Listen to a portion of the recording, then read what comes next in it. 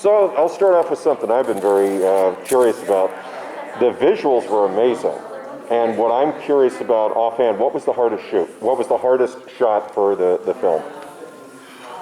From our side, I think the wings sequence suit is probably the one that took I feel like the wingsuit sequence is so short, but we were working on it for so long. It really was the amount of kind of effort and attention to detail in the wingsuit sequence was a lot. So in the wingsuit sequence, we had a couple different approaches to make sure that it felt real, which was kind of like the mandate, not only for that sequence but for the whole movie. And so it couldn't feel fantastical. It should feel like, basically it was like, it should feel the way it would feel if you strapped some cameras to a wingsuit jumper and had them jump off a building and land on the street. And so to do that, we found some wingsuit like reference video and did a process called 3D tracking it, which we do for like visual effects and stuff, and for post-viz, which is one of the things that we do, where you basically find a bunch of little points in the footage and track them throughout the shot, and if you get enough of those points, the computer can kind of crunch those numbers and recreate what the camera had done, but in the computer.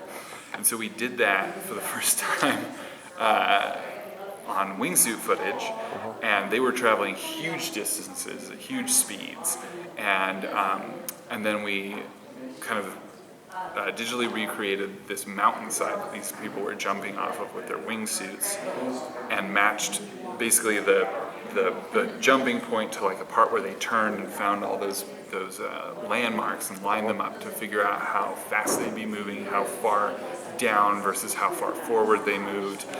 And that was the basis of the initial jump off the building.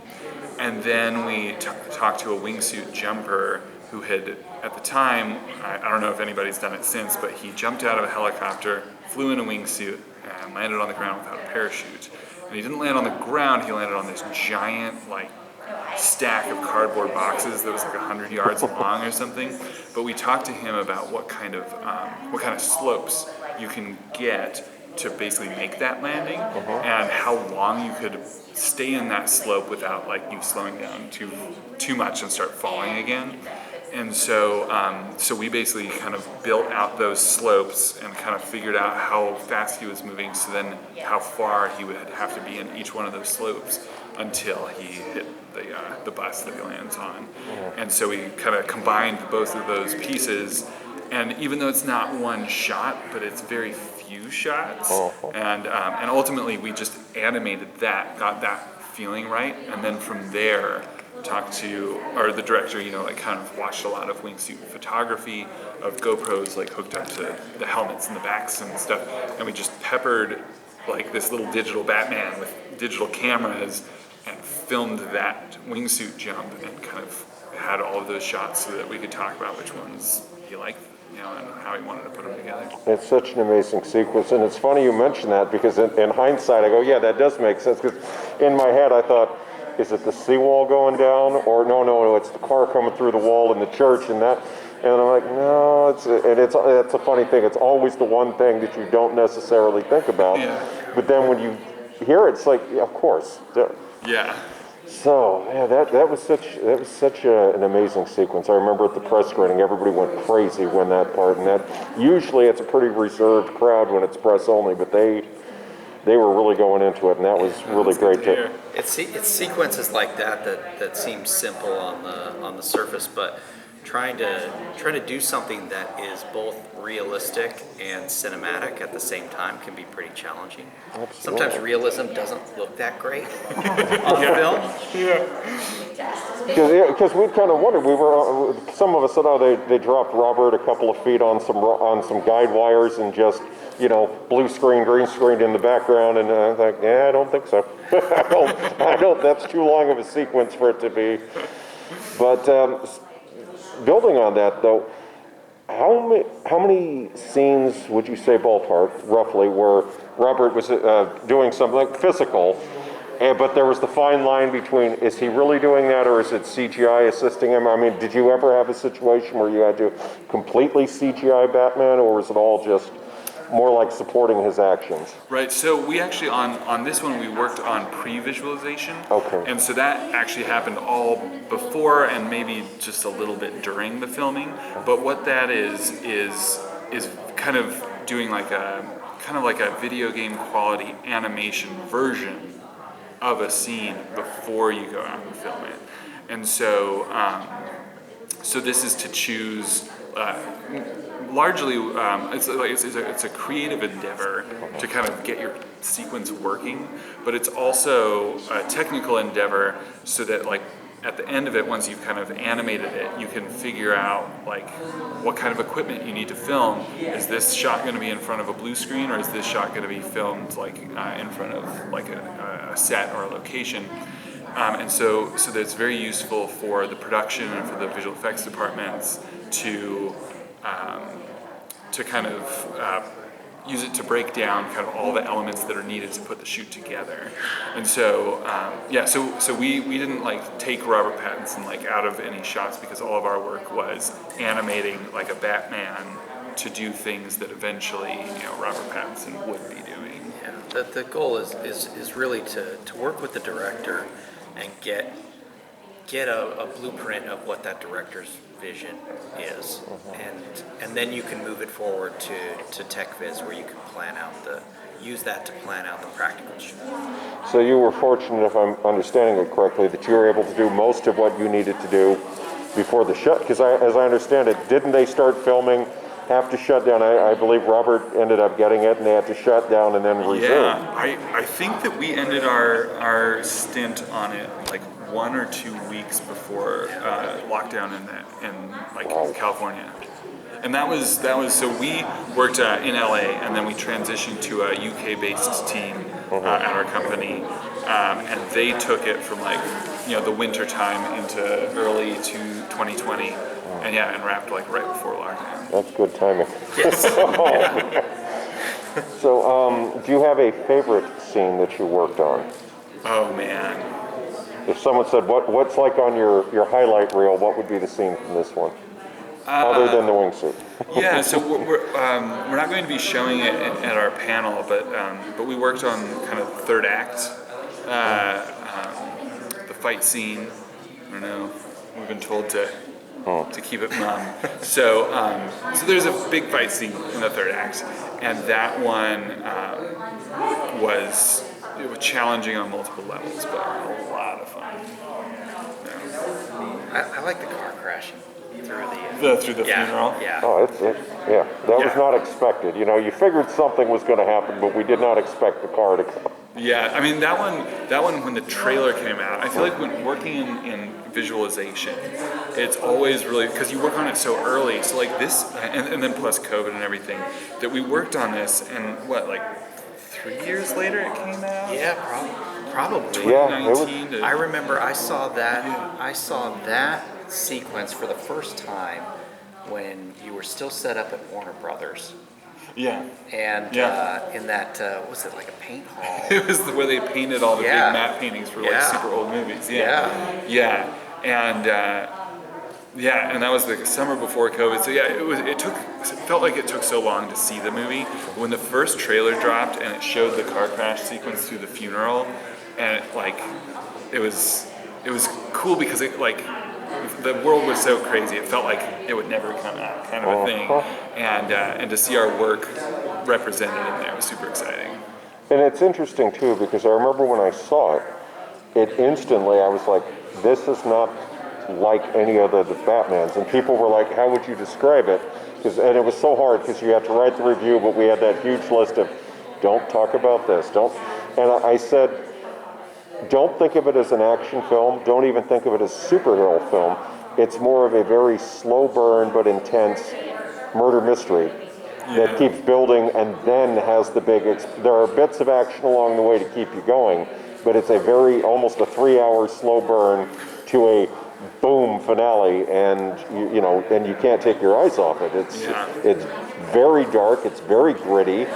You know, I thought the broken Batman. I mean, even Bruce Wayne was broken and dysfunctional in this, and I thought that is a very bold take. Yeah. And of course, that leads me into, obviously, you can't. I'm not going to put you on the spot and say, so where are you working on the next one right now? But you know, leading into future possibilities, let's just keep it open. Would you want to see Gotham? All right, I'll just set it around Gotham. Does the look of the city and the scope of the city present challenges, or in terms of, do you have to feel the need to go bigger, bolder, or would you, if you had your choice, say, let's make it a more concise, confined visual look for, and oh, sorry. No, I'm sorry. And I know script, of course, would dictate that. And director's vision. But I was fascinated with the degree that they wanted realism. Yeah. Yeah, that was okay. I was just gonna say that, you know, these guys were using you know, photogrammetry models of actual cities to determine the path of cars. You know, there was really a lot of attention to detail to the realism. Yeah, and that was something too that, like, when we started, and that, you know, that was like a big part of the mood of just working on it too, is like always focusing on realism. And there was like a moment at the beginning when I was like, oh well, haven't they already done that with you know, Batman Begins? Because that was just so much more real than like the Tim Burton Batmans, right? And so I was like, oh, like, why would you go real if they did that last time? But clearly, like, working on it, watching it, it's different than the other Batmans in its realism, because I feel like the realism is it's not about like having the Batmobile be like a tank and that's real. It's like, you know, it's literally like a car he built, you know. And the Batman here and all the characters here are just so grounded, but at the same time, even though like realism was like the focus of the action and the story and everything, there is such a style to the movie that feels real, but like looking at it, it's like fantastical is not the word I'd choose to describe it, but artistic, you know. It's like the visual style, and like Gotham in rain and the orange lights in the beginning of the movie, all that stuff was I don't know, just like really unique in the Batman franchise. I also felt like it was indicative of DC going a different direction with their properties. Joker came out just before, well, significantly before. I guess that was the last film I saw in the theaters before everything shut down. But it definitely felt like this was a pivot point for DC, and they were going in a direction that was much more artistic. So my final question is, you brought up the Batmobile. I have to ask about that scene. Where we're all sitting there, and it's like, and all of a sudden, out of the darkness, you hear that engine roar, and and then it emerges. Because, you know, we saw it in the cave a little bit when he's tinkering, but when you see it come out, and then the Penguin bails, and he goes, and that through the fire, I mean, what can you tell me? But that was impressive beyond belief, that highway scene. So that scene was, he's not here today because he's based in the UK, but Keith Fallon is the supervisor that did that sequence with the UK team. And that scene, that was also, again, it was like figuring out the path of real world locations. Like, so the previs didn't start, like, they're just driving down a road. It was like, what road? What buildings are we going to see in the background? How are we going to use this road? And so they did, Jess will probably end up talking about this a little bit in our panel, that we used Google Earth to like photograph locations in Liverpool and London, and and kind of stitched a bunch of different places together so that we could figure out what beats were going to happen in what locations, and then animated the cars with the characters driving in them down those roads, and ended up animating literally like the entire Batmobile chase. And this is like a little bit unconventional. Then we just threw it was like 20 cameras or so on the Batmobile and like 30 on Penguin's car, like attachments to each car, and rendered like the entire thing out so that we could see what every beat of the entire Batmobile chase would look like from every angle that we'd chosen. And so this was a big... It's an attention to detail that is uncommon in filmmaking. Yeah, I would think so. And it shows in the final product. Yeah. Well, perfect. Thank you, gentlemen, so much. I really Thank you.